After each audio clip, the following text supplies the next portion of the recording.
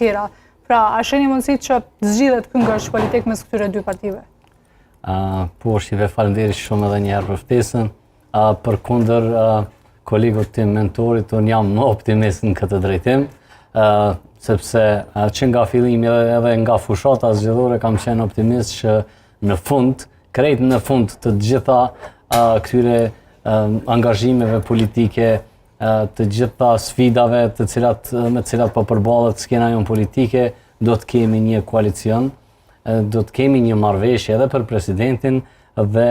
ta zgjidhim këtë ngërsh politik në cilin është fut Kosova, me të vërtetë është ngërsh politik. Dhe njëkohësisht nuk isha thënë që Albin Kurti është duke prit datën 16 shtator, edhe pse normal që në politik ka kalkulime politike edhe për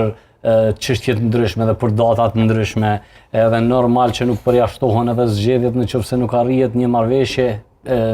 Mirë po unë prapë po them që do të ketë në fund të fundit një marrëveshje, ndërsa sa i përket datës 16 ose gjykatës së Hagës, lejo them që dëshira ime personale, po besoj edhe çdo njeriu, çdo shqiptarit që e ndjen veten shqiptar, është që ish krerët e ushtrisë shqiptare të Kosovës të lirohen dhe ky gjyq i padrejtë, domethënë